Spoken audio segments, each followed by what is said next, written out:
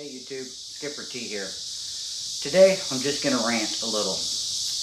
One, if you're paying attention to what's going on around you, you know that, quite frankly, civilization is on the brink of a war.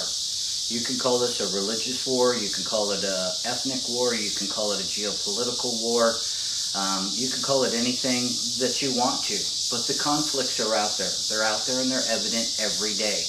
If you watch the news, if you watch other YouTube channels, if you watch and listen to alternative news sources, you are going to know that there's a huge problem out there. This problem is basically systemic of the individual person. And I don't care where you come from. I personally live in America, but this is going out worldwide, and it doesn't matter what country you live in. It doesn't matter whether you can see this video or whether you're just hearing this video. But this is something that we need to get back to. In the beginning of this video, for about 30 seconds or so, I posted up my whiteboard, and hopefully you could have read my handwriting. But we're going to talk about that here in a minute. But right now I want to talk to you about this conflict that's going on. This conflict out there is not any of the things I just mentioned, religious-based. They're being used as an excuse, don't get me wrong. But it's not a religious war, it's not an ethnic war, it's not a geopolitical war. What this is basically a war against your mind.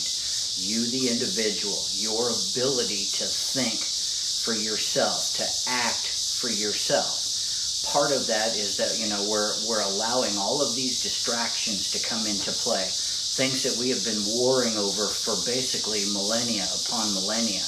But the bottom line is these things are basically being perpetrated against you, the individual person, so that one person can basically, not one, but maybe 5, 10, 25, 30, somewhere in there, people can control your lives and basically tell you what to do.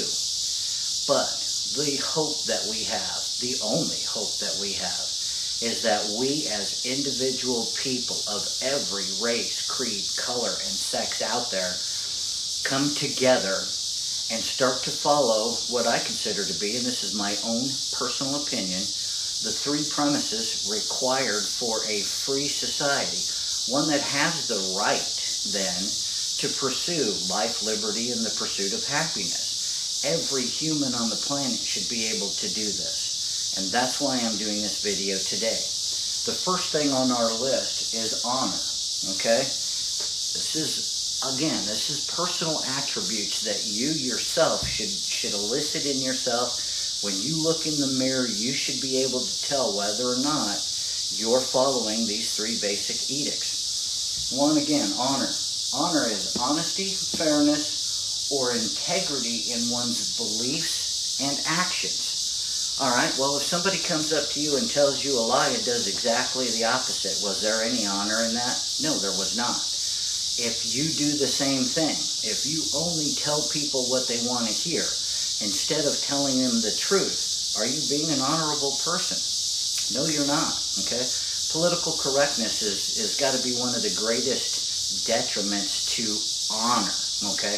Honor is that ability to be honest in your own self and in your actions. The second premise is integrity, an adherence to moral and ethical principles, a soundness of moral character, again, honesty, integrity.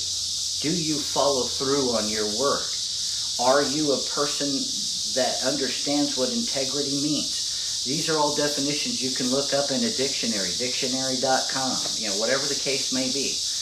But are you a person of integrity? If you're with 4 or 5 people or in a group of thousands of people, and you see these people, starting to manifest into this huge, well, let's just call it a mob for lack of a better term. But you as the individual, do you then go, are what they doing they're doing correct, or is it wrong? Do you have the ability then to separate yourself from that mentality of a group of people? Does your honor and integrity stay with you at that point? Here we go. This is a huge thing. Do you have the honor to know what is right and wrong? Do you have the integrity then to act upon what is right and wrong? Again, do you have that ability to differentiate between the two? Every day, at the end of every day, at one point I'm going to look at myself in the mirror, or maybe the next morning when I'm shaving. So I'm going to look in the mirror, and what looks back at me in that mirror, I need to judge for myself, not for anybody else. Have my actions over the past day, let's just use that as an example, have they been honorable? Has my integrity been good? Was my honor compromised? Was my integrity compromised? And as a result, you are the only one that can answer that question. But without honor and without integrity, what are you? You are absolutely nothing. You are the whim. You are subject to the whims, desires of anybody and wants of anybody else, okay? Because you are no longer, just a viable entity unto yourself. You are basically the product of what anybody else wishes to have happen to you. So, God, please bear that in mind. The third premise here is respect, okay? Respect. Boy, that's a tough one. Everybody wants to be respected. You diss me because you're not respecting me. But here's the premise that most people don't get. Respect is earned. Period. You are not born with that respect. Just because you exist, I'm going to give you a basic level of respect, the Bill of Rights, the basic human rights, that type of thing.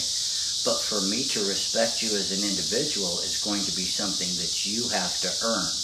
How are you going to earn my respect? Honor and integrity. If you're an honorable person, if you show me integrity, then I'm going to respect you. If you do not, I have no respect for you. And that's no skin off of my nose. I just move on down the road. I don't care about you at that point.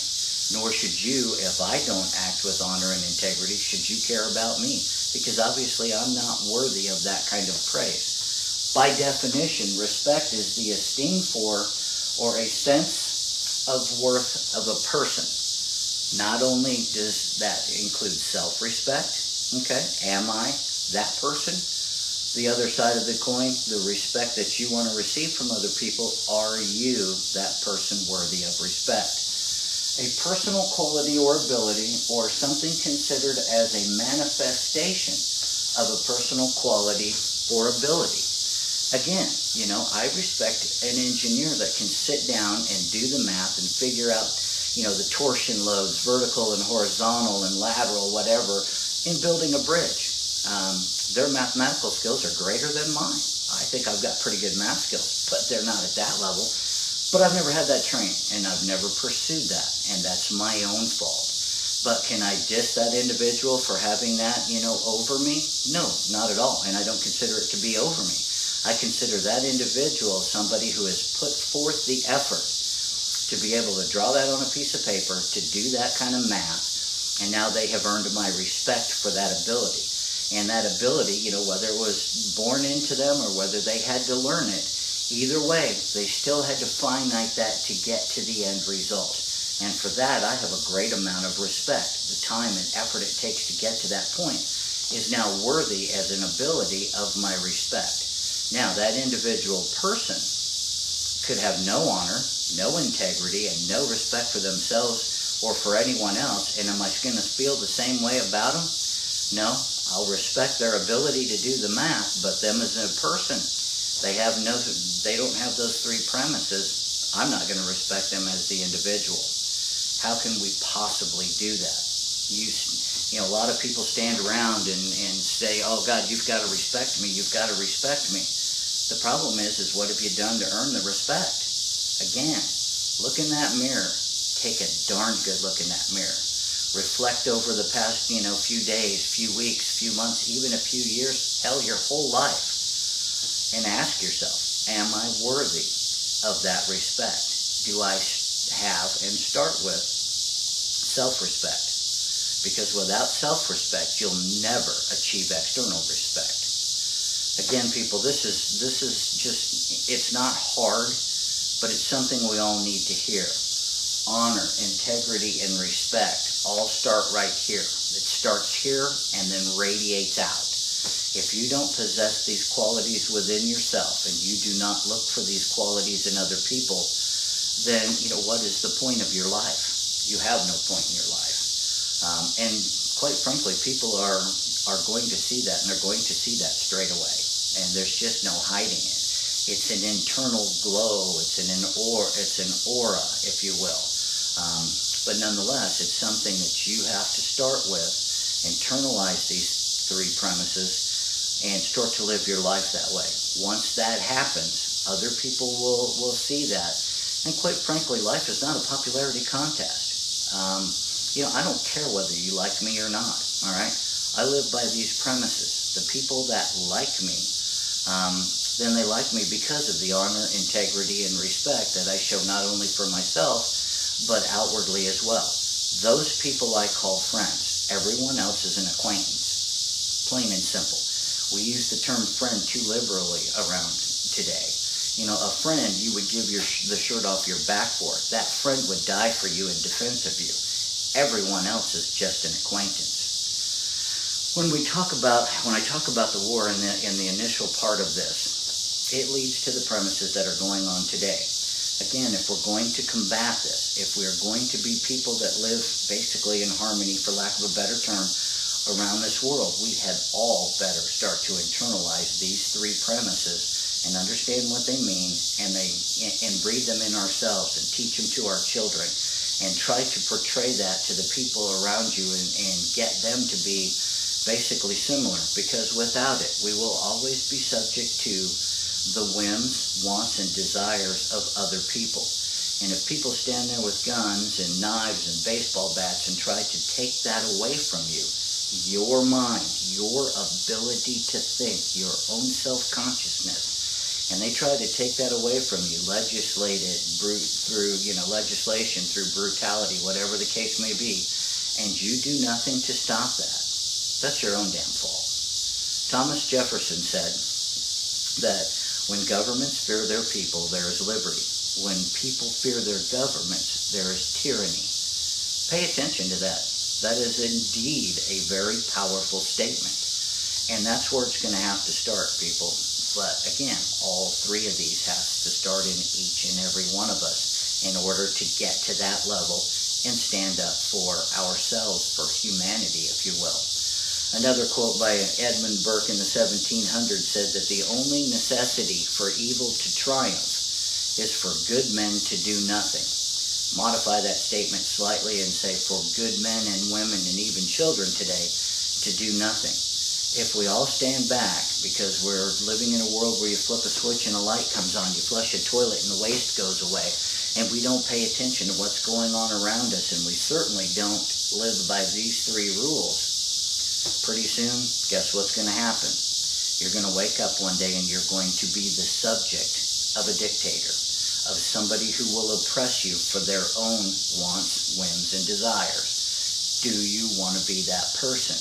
Or do you want to be the person that can think for themselves and has the innate ability to live life on their own terms? These are all questions you have to ask yourself. Good luck with the answers. We will be able to recognize who adopts these types of principles and who does not. And when it comes right down to it, those differences are going to be telling. Thanks, guys, for watching. Remember, keep your eyes open, keep your heads up, and we will see you outside.